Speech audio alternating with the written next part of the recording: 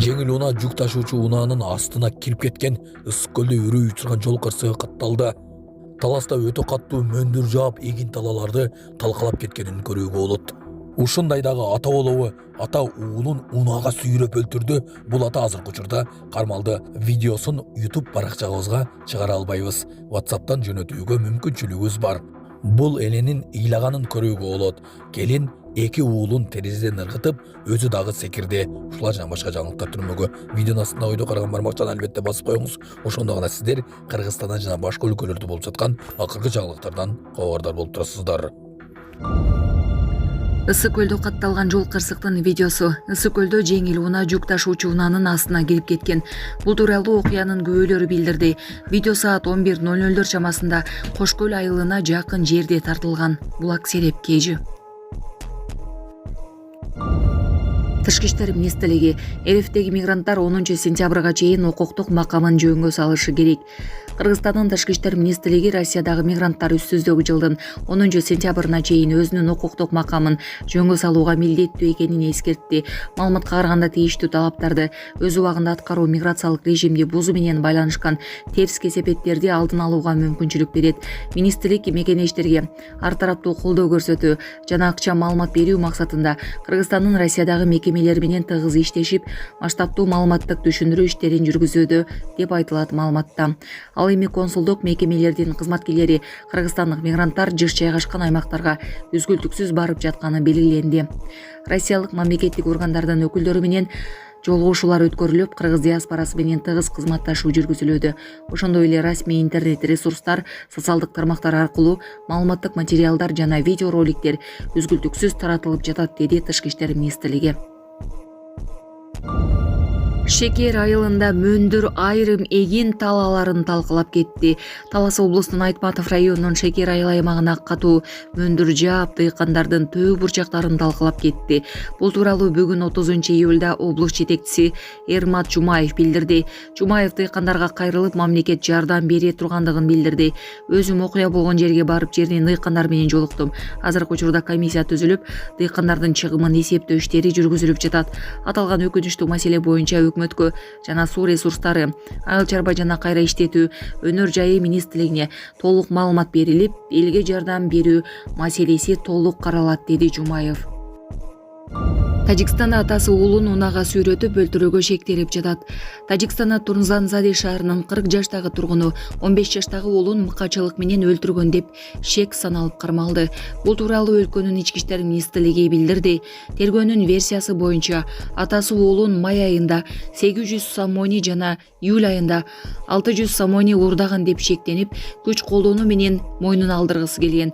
Ал баласын Новобод айылындагы ээн жерге алып барып, өспүрүмдү Тико унаасына бутунан байлап, 100 метрдей жерге чейин сүйрөп барган. Бала алган жаракатынан улам үйүндө каза болгон. Кылмышка шектүү катары Тажикстан Республикасынын жаранына кылмыш иши козголуп, тергөө иштери уланууда. Азия Плюс жазгандай, окуядан бир нече күн мурун айыпталуучу баласын насыбайы колдонгон үчүн сабап салган. Анан кийин өспүрүм атасынан 600 сомони уурдап, борбор каладагы тайжесине качып, бир нече күн дайынсыз болгон. Уулунун кайда экенин билген киши аны таап, бутунан унаага байлап, үйүн көздөй сүйрөп кеткен. Андан соң жер төлөөгө камап салган. Эртеси эртең менен баланын абалы начарлап кеткенде атасы дарыгерди чакырып, анын каза болгонун билген. Ал каза болгондон кийин ата-энеси кылмыштын изин жашырып, сөөктү башка аймакка алып барып көмүүгө аракет кылышкан. Бирок жолдон милиция кызматкерлери тарабынан кармалган. Белгиленгендей маркумдун апасы жана бир туугандары эмне болгонун билишкен, бирок атасы уулуна эч кимди жолоткон эмес. Сонун жаңылык. Сиз билген жана иченген Умбем клиникасы эми сизге дагы да болсо жакыныраак болду. Анткени бизде жаңы филиал ачылды. Андыктан келип, өзүңүздүн жана жакындарыңыздын ден соолугуна кам көрүшүңүздү сунуштайбыз. Биздин жогорку даражадагы дарыгерлер төмөндөгү адистиктер боюнча кабыл алат: стоматология, гинекология, терапия, лор, хирургия, педиатрия, урология, УЗИ жана башка адистиктер. Лабораториялык анализдин 5000ден ашуун түрү алынат. Жогорку даражадагы стерилизациялоо. Биздин дарек ВДНХ метросу, Кондратюка көчөсү 2. Телефон номерибиз 8925 103 22 55. Кабыл алууга алдын ала жазылып келүүңүздөрдү суранабыз. Умбем клиникасы. Сиздин ден соолугуңуз, биздин камкордук. Аксыда акча опузалоого шектелип, милиция кызматкерлери кырмалды.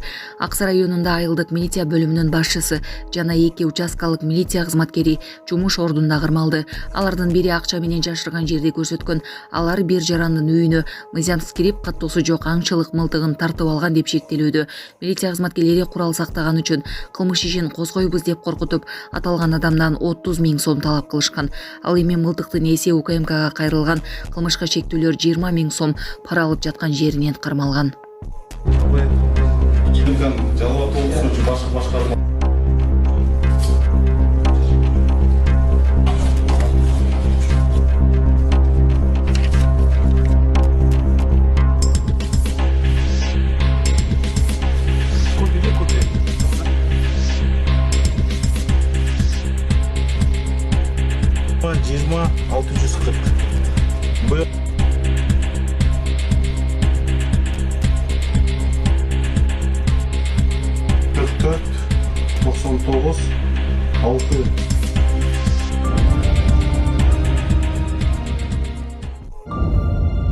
Казакстанда аял 2 баласын терезеден ыргытып өзү да секирди. Казакстандын Павлодар шаарында аял көп кабаттуу үйдүн терезесинен 2 баласын ыргытып жиберип, андан соң өзү да секирди. Бул тууралуу казакстандык басылмалар жазышууда. Маалым болгондой, окуя 30-июлда саат 13:00 чамасында болгон. Жерине тез жардам тобу жөнөтүлгөн. 2 бала олуттуу жаракаттар менен облустук балдар ооруканасында. Ал эми аял оор абалда шаардык ооруканага жеткирилди. Анын колу буттары сынган, баш сөөгүнөн жабык жаракат алган. Павлодар облусундагы балдардын укуктары боюнча ыйгарым укуктуу өкүлү Сауле Шакенова жабыркаган балдардын бири 1,5 жаш, экинчиси 5 жашта экенин билдирди. Окуя болгон учурда батирде жабыркагандардан башка эч ким болгон эмес, деди Шакенова. Павлодар облусунун саламаттык сактоо башкармалыгы жабыркагандар тууралуу маалымат берди. 1,5 жаштагы бала клиникалык өлүм абалында жеткирилип, дароо жана нуруу бөлүмүнө жаткырылды. Абалы абдан оор, 3 даражадагы шок, баш сөөгүнөн көп сандагы сыныктары жана мээнин катуу жаракаты аныкталды. 5 жаштагы балада башынан жабыркат алып, жамбаш сөөгү сынып, ички органдары жабыркаган. Алда жана нуруу бөлүмүндө жатат. Учурда полиция окуяны кылда иликтеп жатат. Алдын ала маалыматтарга караганда аял психикалык ден соолугу боюнча каттоодо турган. Бул факт боюнча балдардын апасына киши өлтүрүүгө аракет кылуу, өз жанын кыюу беренелер боюнча кылмыш иши козголду. Саламатсыздарбы, урматтуу кыргыз элим. Мен Шекербеков Мирландын апасымын. Менин балам сколиоз оорусу менен ооруп келет. Баламды дарылатыш үчүн чет мамлекеттен операцияны $18,000 жасатыш керек экен. Мен да ушу баламды дарылатышсам жакшы болуп кетсе экен деген ойдо уйкудан зарп болуп уктабай деле калдык. Колубузда жетпегендиктен сиздерден сурап жатабыз. Кайдыгер карабаңыздар кыргыз элим, суранам. Жардам берип коюңуздар ушу балама. 5-10 сом болсо дагы, жок дегенде жакшы дубаңыздарды айтсаңыздар дагы балам жакшы болуп кетет деген ойдомун. Жардам берип коюңуздар кыргыз элим. Бизден кайтпаса да Кудайыман 1000 эселеп сиздерге кайтсын. Ассаламу алейкум, кыргыз элим. Шекербеков Мирлан. Сколиоз оорусу менен ооруп келем. 3-4 жылдан бери ошо жардамдашып сурадым. Жардам колун сунам дегендерге реквизиттерибиз бар. Баламдын банкы 7235 Мирлан Ш деп чыгат. Россия өлкөсүнөн жардам беребиз дегендерге Сбербанк бар. 0600 Самаган деген иним Россияда иштеп жүрөт, ошону чыгат. Кайдыгер карабай бизге жардам берип аткандарыңыздарга Кудайыман 1000 эселеп кайтсын сиздерге.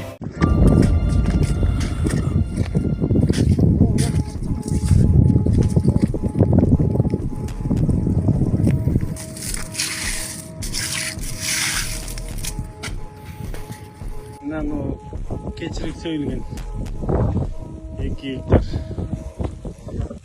Соңго келе калыптыр бол. Жалбырак дегенден эчкиси жок.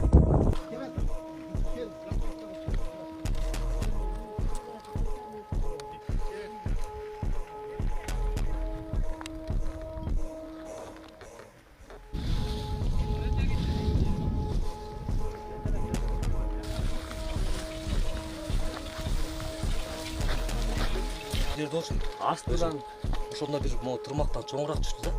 Трактордун айнеги сынып кетеби деген. Мен тетиги жерде комбайнды карап отурган будай чаккыдан эле. Ошол жерде болчу. Ондай бир эле полоса келди. Кандай экенин деле аны так айта албайсың.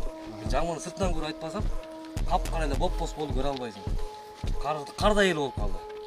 Трактордун айдеңин ачсам, кайра жапкандын ичинде топурчак кирип алыптыр. Аябай эле катуу болду да. Бул так маалыматын айта албайсың. Гектардыгын бул бул эмес. Тетигиндей учуна чейин барып көргүлө бардыгын. О, асты менен ушундай бир каласа кеткен. Бүгүнкү күндө азыр 59-тун балдары чалып атат. Ылдый жакка келет бекен. Ал жакта да биздики өлүп атат. Ушул жерде.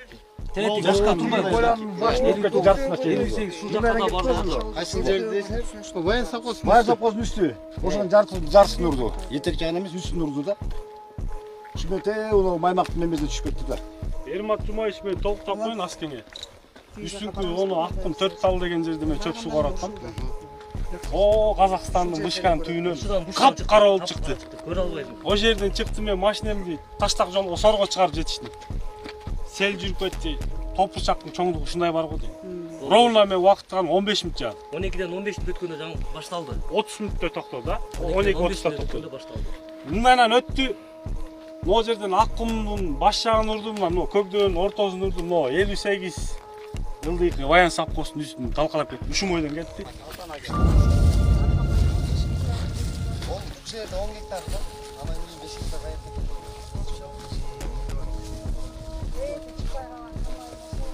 Будай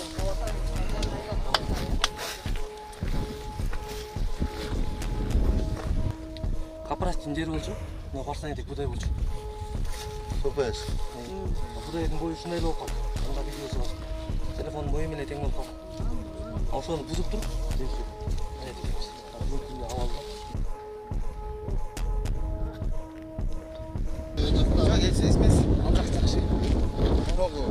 Жаң биз келе атканда жалгыз талды коз ошодон астында биринчи ошол жактан болду да. Биздин койлалар жок да эчтекечи. Жок калды. Азыр көрөшпөр болуш. Ушул чегарачы турбайсыз сиз.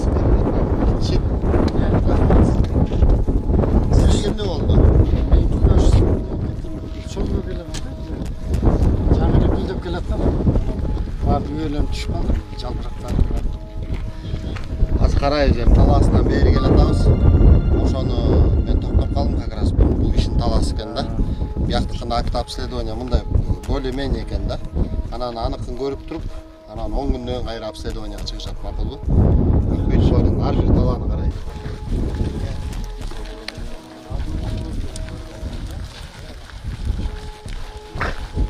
Кандайсыңар?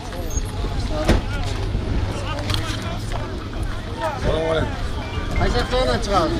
Мына могу жерден чыгып. Аккумгабы? Кел мояктан бурла алам да. Ошо жаңы айтып аткан ошол да, кел жолдон алып койдук. Балкшынан алып тиксек, мен 12 гектар тең ушул тушта да. Полный болуп кетти да. Жанагы сизге көрсөткөн поля. Эртең чалып. Байкен полясы. Жок калыптыр,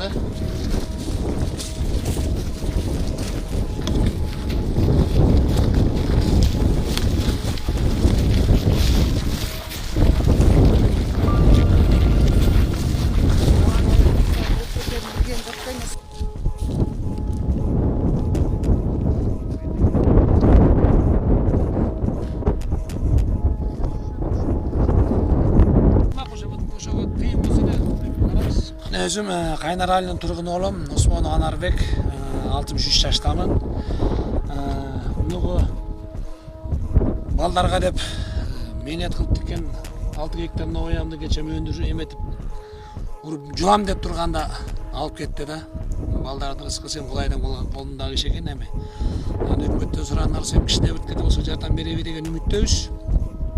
Ошол мага окшогон дыйкандардын көпчүлүгү ушерде көп жерден алып кетти. Эмне алып кетти, кандай болду айтып берсеңиз. Бир замат эле күмбүр көрүп келе топурчак жаады. Мөндүр жаады эле, мөндүр обычно бир 5-10 миң жааш керек эле, 25 миң жаады. Мөндүр 25 миң жааганда эчтекени калтырган жок. Мурунку видеолордо көргөн чыгарсыңыздар. Кадимкидей эле жөөктөр толуп аппак болуп калды да, кар деп. Кадимкидей топурчак жаады. Ошодан алып кетип бышып турган ойчу. Жулам деп турган ой эле. Буйрук эмес экен, алып кетти, кайла жок эмне кыласың. ошол да мына өкмөттөн эми битке болсо жардам болобу деген үмүттөбүз. Айыл банктан кредит алып трактор алганбыз, ошонун кредитин жабыш керек эле. Карып отурган ушул эле поле болчу. Ушу 6 гектар поле.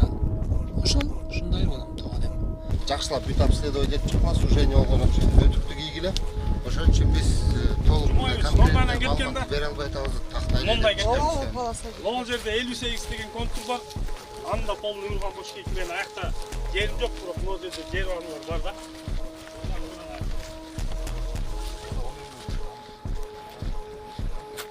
Карап эле чыгыңыз макул. Полный ана мага неме последний бир жыйынтыгын айттылар. Мондай болду деп.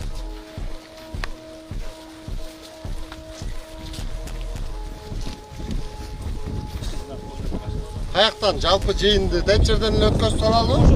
Эл ошакта экен,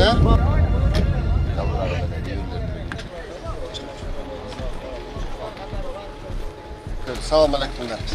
Сыраштыкпы барыңар менен? Салам алейкум. Чогулуп сүрөсүз. Ассалам алейкум.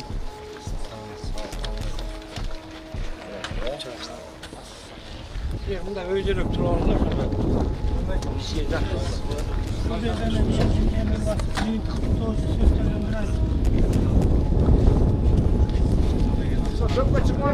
Келиңиздер эми урматтуу дыйкандар.